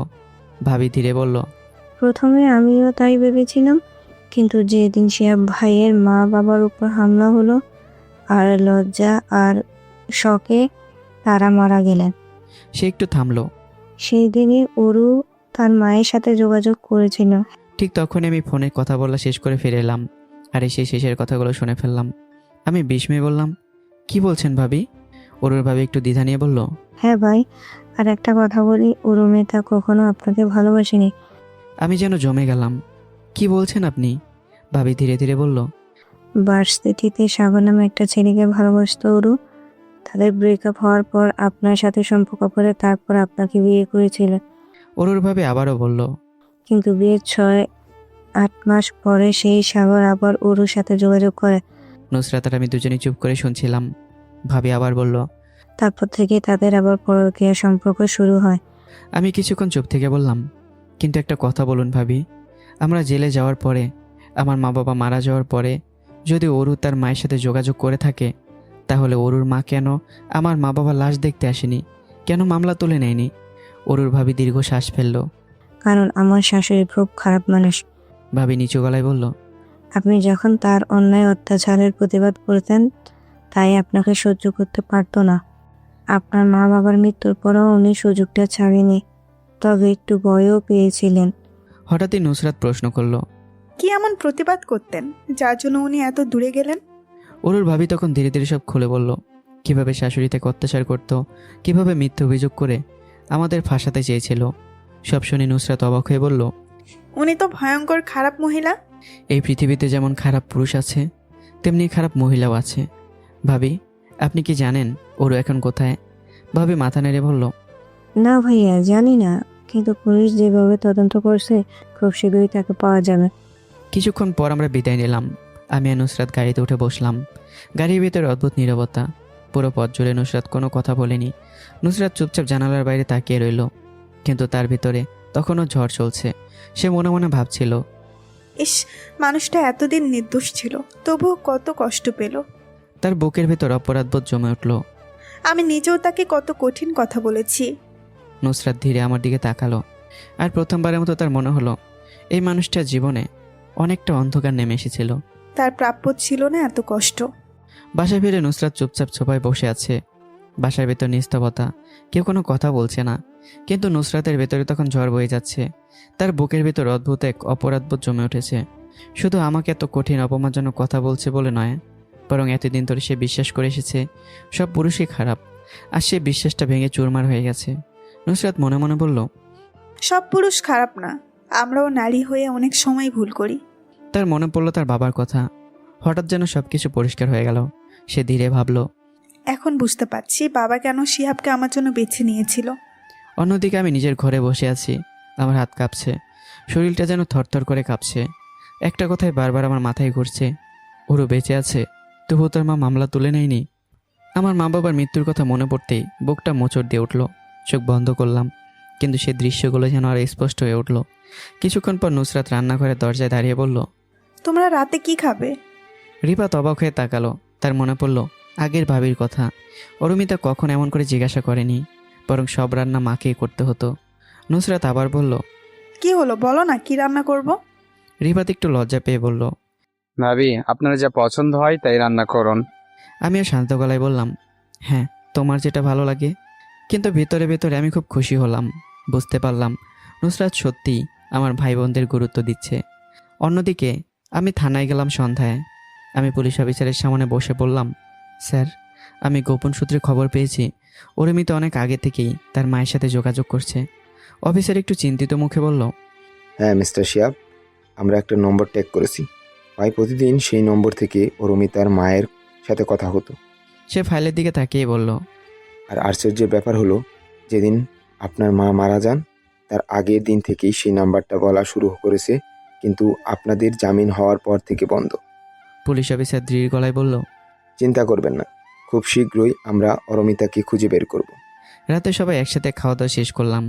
তারপর আমি আর নুসরাত ঘুমাতে গেলাম। ঘরের ভেতর হালকা আলো। নুসরাত অনেক কিছু বলতে চাইছিল, কিন্তু পারছিল না, কারণ সে জানে এই মানুষটাকে সে অনেক অপমান করেছে। কিছুক্ষণ নীরব থাকার পর সে ধীরে বলল, একটা কথা জিজ্ঞেস করি? বলুন।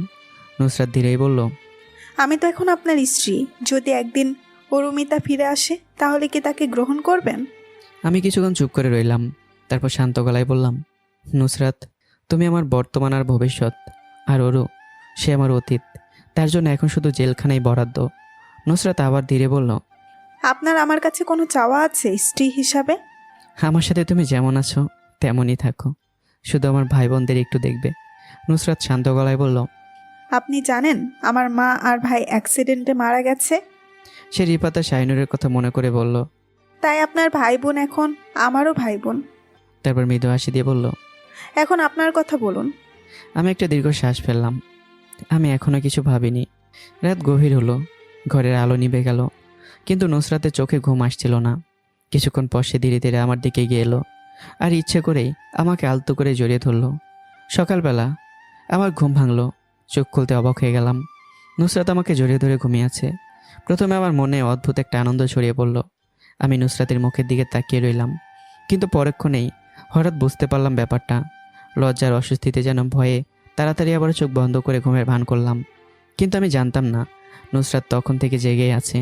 সব কিছু বুঝতে পেরে সে চুপচাপ মুচকে মুচকে হাসছিল। ধীরে ধীরে সময় এগোতে লাগলো। অজান্তেই নুসরাতের মনে আমার জন্য এক অদ্ভুত জায়গা তৈরি হতে শুরু করলো। সে নিজেও বুঝতে পারছিল না কখন কিভাবে এই মানুষটা তার হৃদয়ের ভেতরে নরম একটা জায়গা করে নিয়েছে। সকালে ঘুম থেকে উঠেই আমি দাঁত ব্রাশ করতে করতে বারান্দায় চলে গেলাম। ভোরের ঠান্ডা বাতাস এসে মুখে লাগছিল। কিছুক্ষণ পরে ব্রাশ শেষ করে আবারও রুমে ঢুকলাম। আর ঢুকেই থমকে দাঁড়িয়ে গেলাম। আমার চোখ আটকে গেল নুসরাতের দিকে, তার উন্মুক্ত পেটের দিকে। নুসরাত তখন গোসল করে এসেছে। ভেজা চুল কাঁধে ছড়িয়ে আছে, গায়ে শুধু একটা ব্লাউজ আর পেটিকোট। ভেজা চুলে ফোঁটা ফোঁটা পানি গড়িয়ে পড়ছে তার গলায়। এই দৃশ্য দেখে আমি যেন স্থির হয়ে গেলাম। আমার কপালে ঘাম জমে উঠল। কিছুক্ষণ আমি নির্বাক তাকিয়ে রইলাম। তারপর হঠাৎই যেন হুঁশ ফিরে এলো। সরি বলে তড়িঘড়ি করে ঘর থেকে বের হয়ে এলাম। প্রায় 15 মিনিট পর আবার ফিরে এলাম। সরি, আসলে খেয়াল করিনি তুমি এমন অবস্থায় থাকবে। নুসরাত ঠোঁটের কোণে মৃদু হাসি এনে বলল, খেয়াল না করলে এভাবে মন ভরে তাকিয়ে থাকতে না। সে একটু খোঁচা দিয়ে বলল, মন ভরে দেখা শেষ, তারপর সরি সরি বলে পালিয়ে গেলে। আমি লজ্জায় মাথা নিচু করে ফেললাম। কিছু বলার মতো ভাষা খুঁজে পেলাম না।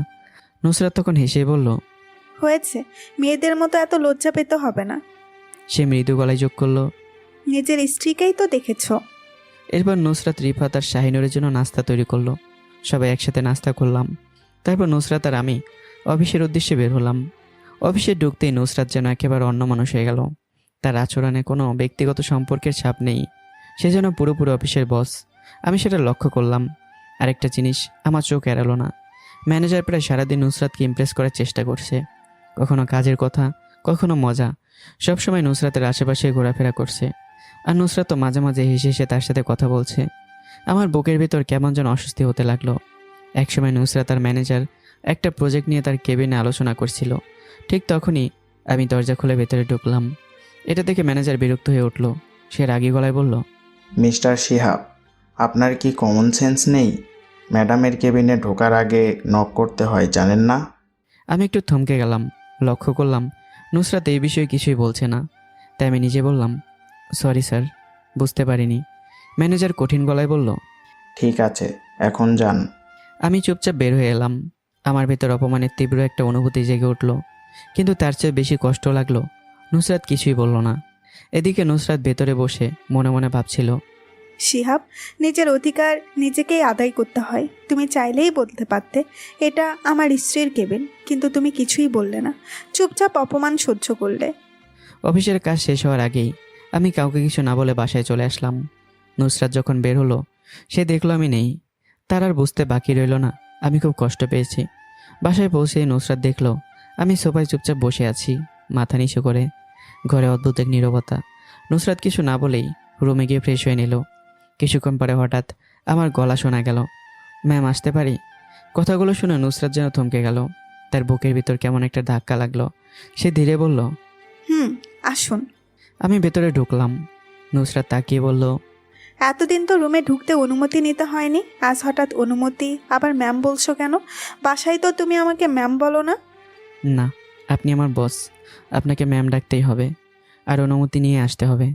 নুসরাত আর কিছু বলতে যাচ্ছিল, ঠিক তখনই আমার ফোন বেজে উঠল। স্ক্রিনে অচেনা নাম্বার। আমি ফোনটা রিসিভ করলাম। ওপাশ থেকে কঠিন কণ্ঠ ভেসে এলো, মিস্টার শিহাব, আমরা থানা থেকে বলছি। অরমিতা আর তার মাকে একসাথে গ্রেপ্তার করা হয়েছে।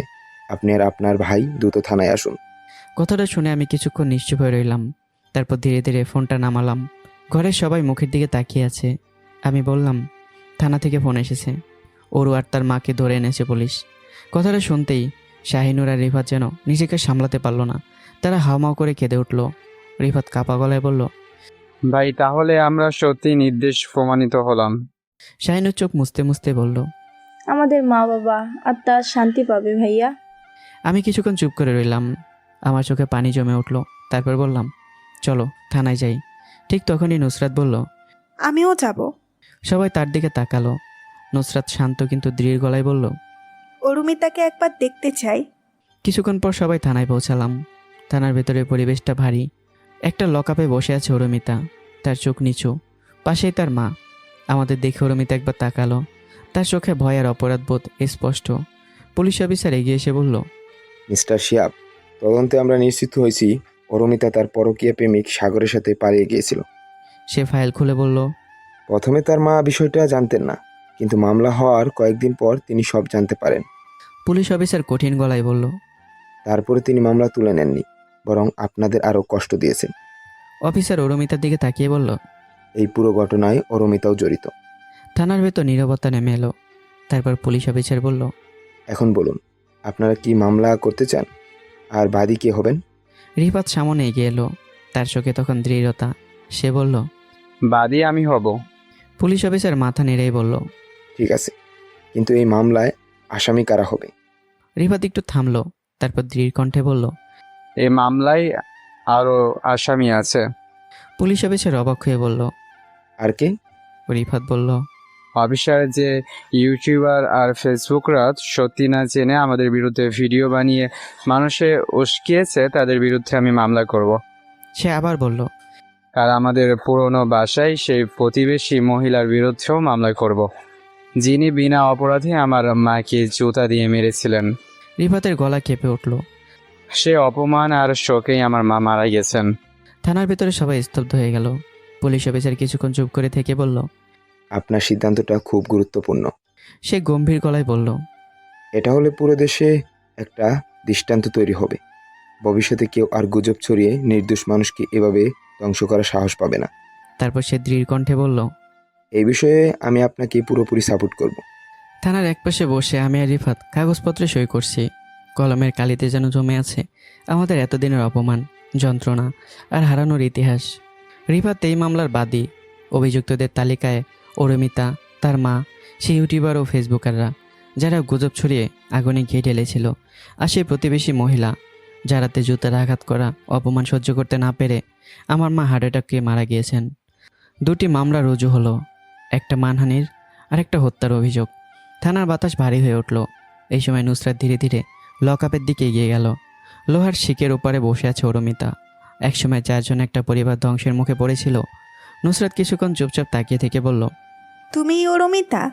অরুমিতা চোখ তুলে তাকালো, কিছুক্ষণ নীরব দৃষ্টিতে দেখলো, তারপর বলল, তুমি কে? চিনতে পারলাম না। নুসরাত ধীরেই বলল, আমার প্রথম পরিচয় আমার শিহাবের বসের মেয়ে, আর দ্বিতীয় পরিচয় আমি শিহাবের স্ত্রী। সে এক পায়ে এগিয়ে এলো। কথাটা শুনে অরুমিতা যেন জমে গেল। তার চোখে এক ঝলকে হিংসা খেলে গেল। সে ধীরেই বলল, শিহাব বিয়ে করে ফেলেছে আমি থাকতেই? নুসরাতের চোখ কঠিন হয়ে উঠল। আমি ভেবেছিলাম তুমি শুধু খারাপ, কিন্তু তুমি তার চেয়েও বেশি কিছু, নির্লজ্জ বেহায়া। তার কণ্ঠে ঘৃণা মিশে গেল। তুমি লোভী, স্বার্থপর আর নির্মম। ঠিক তখনই রিফাত এসে দাঁড়ালো। সে বিরক্ত গলায় বলল, ভাবি, এই ফালতু মহিলার সাথে কি কথা? আমিও এগিয়ে এসে বললাম, চলো, সময় নষ্ট করো না। আমরা ঘুরে দাঁড়াতেই হঠাৎ অরুমিতা চিৎকার করে উঠল, শিহাব প্লিজ আমাকে ক্ষমা করে দাও। আমি আমি তোমার জীবনে ফিরতে চাই। তার গলা কেঁপে উঠল। রিফাত তাচ্ছিলের হাসি দিয়ে বলল, কেন, তোমার পরকীয়া প্রেমিক মানে দ্বিতীয় স্বামী কোথায়? অরুমিতা চোখ নামিয়ে বলল, সেসব শুনে সে পালিয়ে গেছে। আমি এবার থামলাম, ধীরে ফিরে তাকালাম। আমার চোখে আর কোনো কোমলতা নেই, শুধু কঠিন সত্য। আমি বললাম, এইসব কিছু তুমি আর তোমার মা মিলে তৈরি করেছো। তারপর আমি নুসরাতের পাশে দাঁড়িয়ে এক হাতে তাকে জড়িয়ে নিলাম। আমার জীবন এখন আমার স্ত্রী আছে, নুসরাত। এবার আমার গলা ভারী হয়ে উঠল।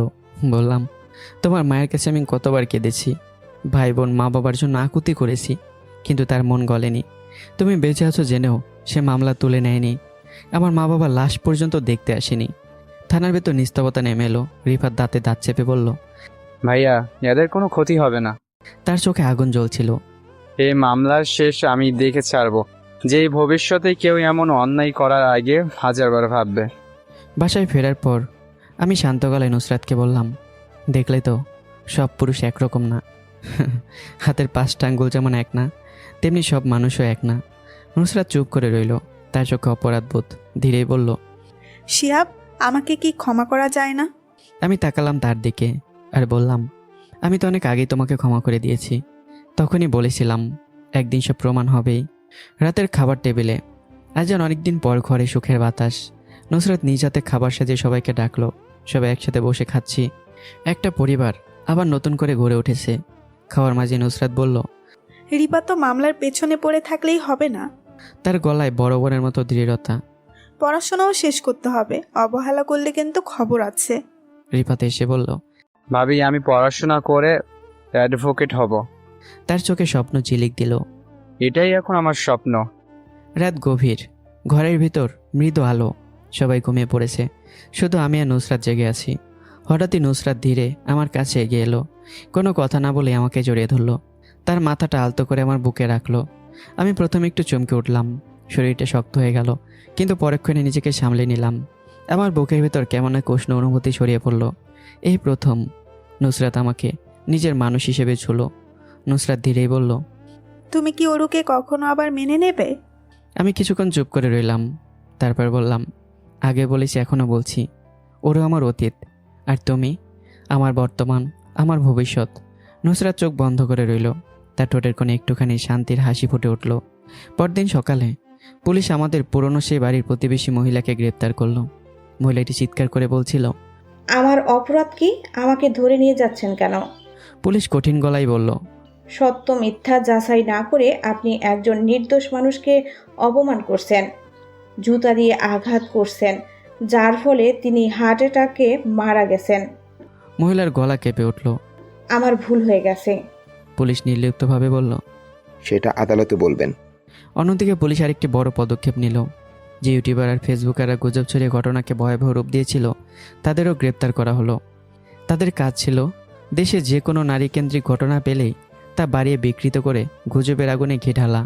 তাদের কারণে কত পরিবার প্রায় ধ্বংস হয়ে গিয়েছিল। দেশ জুড়ে আবারও আলোড়ন শুরু হলো। সাংবাদিকরা রিফাতকে ঘিরে ধরল। একজন প্রশ্ন করল, আপনার এই পদক্ষেপ কেন নিলেন? রিফাত দৃঢ় কণ্ঠে বলল, যেন ভবিষ্যতে কেউ এমন না করে, একটা ঘটনা না জেনে শুধু ভিউ ব্যবসার জন্য আর জনপ্রিয়তার জন্য গুজব ছড়িয়ে তিলকে তাল বানানো, এটা বন্ধ হওয়া দরকার। আমি সামনে এগিয়ে এলাম। আমার চোখে তীব্র একটা প্রশ্ন। দেখুন, পুরো দেশ আমাদের ফাঁসি চেয়ে আন্দোলন করেছে, আমাদের অপরাধী বানিয়ে ফেলেছিল। এখন তারা কোথায়? এখন কেন তারা রাস্তায় নামে না সত্যের জন্য? এখন কেন আন্দোলন করছে না অরুমিতা ও তার মায়ের ফাঁসি চাই? এই কথাগুলো যেন আগুনের মতো ছড়িয়ে পড়ল। পুরো দেশে একটা প্রশ্নই ঘুরতে লাগলো, আমরা কি সত্য জানার আগে বিচার করে ফেলি? রিফাত আর আমার কথায় যেন পুরো জাতির সামনে আয়না তুলে ধরল। অন্যদিকে থানায় সেই ইউটিউবার আর ফেসবুকার দুজনই কাপা গলায় বলল, আমরা তো একা এই নিউজ করিনি, আরো অনেকে করেছে। পুলিশ অফিসার ঠান্ডা গলায় বলল, কিন্তু আপনারাই প্রথম করেছেন। আমরা তথ্য প্রযুক্তির মাধ্যমে দেখেছি আপনাদের নিউজ থেকেই বাকিরা রেফারেন্স নিয়েছে। পুলিশ কঠিন দৃষ্টিতে তাকালো। এখন আদালতে প্রমাণ করবেন এই মিথ্যা তথ্য কোথা থেকে পেয়েছিলেন। দুজনেই চুপ হয়ে গেল। তাদের মুখে আর কোনো কথা নেই। সময়ের সাথে সাথে নুসরাত সত্যিই চেষ্টা করতে শুরু করলো আমার সাথে তার সম্পর্কে নতুন করে গড়ে তুলতে। তার আচরণে আগের সেই দূরত্ব নেই। আমিও সেটা অনুভব করছিলাম। নীরবে ধীরে ধীরে আমি নিজেও নুসরাতের প্রতি দুর্বল হয়ে পড়ছিলাম। কখন একা বসে বসে মনে মনে বলতাম, ওরও আমার জীবনে সবচেয়ে বড় ভুল ছিল, আর নুসরাত সে যেন সেই ভুলের অন্ধকারে একটা আলো হয়ে ফিরে এসেছে। পরদিন অফিসে নুসরাত নিজের কেবিনে বসে ফাইল দেখছিল। হঠাৎই দরজায় নক। ম্যানেজার ভেতরে ঢুকলো। আজ তার চেহারায় অদ্ভুত এক গভীরতা। সে কিছুক্ষণ দাঁড়িয়ে থাকলো, তারপর বলল, একটা কথা ছিল। নুসরাত তাকালো। বলুন, কি এমন কথা যে বলতে ভয় পাচ্ছেন? ম্যানেজার একটু হেসে নিল, তারপর ধীরে ধীরে সামনে এগিয়ে এলো। আসলে অনেক দিন ধরে বলতে চেয়েছি, কিন্তু সাহস হয়নি। তার গলা কাঁপছিল। আজ আর নিজেকে থামাতে পারলাম না। নুসরাত ভুরু কুঁচকে তাকালো। বলুন। হঠাৎই ম্যানেজার হাঁটু গেড়ে বসে পড়ল। তার হাতে একটা লাল গোলাপ। পুরো ঘটনা যেন সম্পূর্ণ থমকে গেল। সে গভীর চোখে নুসরাতের দিকে তাকিয়ে বলল, নুসরাত, আমরা একসাথেই ইউনিভার্সিটিতে পড়েছি। তুমি হয়তো জানো না, কিন্তু আমি তখন থেকেই তোমাকে ভালোবাসি। সে একটু থামলো। তার কণ্ঠ আরও গভীর হয়ে উঠল। তুমি যখন হাসতে আমার মনে হতো এই পৃথিবীতে এর চেয়ে সুন্দর কিছু নেই। তুমি যখন কাঁদতে আমি চুপচাপ দূর থেকে ভেঙে পড়তাম। তার চোখ ভিজে উঠল। আমি কখনো বলতে পারিনি, কারণ ভয় ছিল তোমাকে হারিয়ে ফেলার। সে গোলাপটা এগিয়ে দিল। কিন্তু আজ আর চুপ থাকতে পারলাম না। আমি জানি তোমার জীবনে অনেক কিছু ঘটেছে, তবুও আমি তোমার পাশে থাকতে চাই। তার গলা কেঁপে উঠল। তোমার সব কষ্ট, সব দুঃখ আমি নিজের করে নিতে চাই। নুসরাত, তুমি কি আমার হবে? পুরো কেবিন নিস্তব্ধ। সময়ের মতো যেন থেমে গেছে। নুসরাত হতবাক। সে কিছু বলতে যাচ্ছিল, ঠিক তখনই আমি দরজা খুলে রুমে ঢুকলাম। আমি ভিতরে ঢুকে থমকে দাঁড়িয়ে গেলাম। আমার চোখ সরাসরি গিয়ে পড়ল ম্যানেজার হাঁটু গেড়ে বসা অবস্থার দিকে, আর তার হাতে গোলাপ, আর সামনে নুসরাত। মুহূর্তের মধ্যে আমার চোখ লাল হয়ে উঠল। আমার চোয়াল শক্ত হয়ে গেল। রাগ, কষ্ট, অপমান সব একসাথে আমার ভেতরে জ্বলে উঠল। ঘরের বাতাস হঠাৎ ভারী হয়ে গেল। নুসরাত আমার দিকে তাকালো আর বুঝতে পারল এই মুহূর্তটাই বদলে দিতে পারে সব কিছু। আমার চোখ রক্তবর্ণ হয়ে উঠেছিল। আমার চোয়াল শক্ত, মুঠো বাঁধা। আমার ভেতরে যেন জমে থাকা সব কষ্ট একসাথে বিস্ফোরিত হতে চাইছে। ম্যানেজার দাঁত চেপে বলল, মিস্টার শিহাব, আপনার কি কোনো সাধারণ কমন সেন্স নেই? ম্যাডামের কেবিনে ঢুকতে হলে নক করতে হয়, জানেন না? ঘরের সবাই নিস্তব্ধ। আমি একবার নুসরাতের দিকে তাকালাম। এক মুহূর্ত আমি চেয়েছিলাম নুসরাত কিছু বলুক, একটা শব্দ, একটা প্রতিবাদ, কিন্তু নুসরাত চুপচাপ। এই নীরবতায় যেন আমার বুকের ভেতর ছুরি হয়ে বিঁধল। আমি মাথা নিচু করে বললাম, আমি আন্তরিকভাবে দুঃখিত। ম্যানেজার ঠান্ডা গলায় বলল, ওকে, গেট আউট। আমি আর 1 সেকেন্ডও দাঁড়ালাম না, হনহন করে বেরিয়ে এলাম। আমার পায়ের শব্দ যেন পুরো অফিসটা কাঁপিয়ে দিচ্ছিল। পেছন থেকে নুসরাত ডাকলো, দাঁড়াও শিহাব। কিন্তু আমি থামিনি। রিসেপশনের সামনে এসেই নুসরাত এসে আমার হাত ধরলো। দাঁড়ান, কোথায় যাচ্ছেন? আমি হঠাৎ হাতটা ঝাটকা মেরে ছাড়িয়ে নিলাম। আমার চোখে তখন আগুন। আমার হাত ধরবে না, আমি জাহান্নামে যাচ্ছি। কোনো সমস্যা? চারপাশে সবাই তাকিয়ে আছে। ফিসফাস শুরু হয়ে গেছে। পেছন থেকে ম্যানেজার এগিয়ে এসে বলল, ম্যাম, দোষটা কিন্তু শিহাব সাহেবেরই। নক না করে ঢুকেছে, আবার উনিই রাগ করছে। এটা কেমন ব্যাপার? কিছু স্টাফও সায় দিল। জি ম্যাম, উনি যা করলেন এটা বেয়াদবি। ম্যানেজার স্যার ঠিকই বলেছেন। হঠাৎই নুসরাত ঘুরে দাঁড়ালো, তার চোখ জ্বলছে। সে চিৎকার করে এমন একটা কথা বলল যেটা শুনে অফিসের স্টাফ সহ সবাই যেন স্তব্ধ হয়ে গেল। তো বলুন তো কী বলেছে? অবশ্যই এটা পরের পর্বে জানানো হবে, আর এর পর্বে A to Z সব একসাথে করে দেওয়া হবে ইনশাল্লাহ আগামীকালই। তো দেখা হচ্ছে আবারও। এ পর্যন্ত সবাই ভালো থাকবেন। টাটা।